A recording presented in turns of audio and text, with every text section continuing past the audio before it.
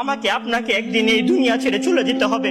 সুতরাং মৃত্যুর জন্য প্রস্তুতি গ্রহণ করুন, সুতরাং মৃত্যুর জন্য প্রস্তুতি গ্রহণ করুন।